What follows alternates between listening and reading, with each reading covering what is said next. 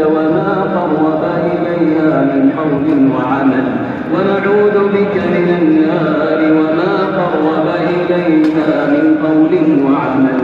اللهم إنك عفو تحب العفو فاعف عنا. اللهم إنك عفو تحب العفو فاعف عنا. اللهم إنك عفو تحب العفو فاعف عنا. اللهم يا ذا الجلال والإكرام يا حي يا قيوم أصلح أحوال المسلمين في كل مكان. اللهم فرج هم المهمومين من المسلمين ونفس كرب المكروبين واقض الدين عن المدينين واشف مرضانا ومرضى المسلمين. اللهم يا حي يا قيوم برحمتك نستغيث أصلح لنا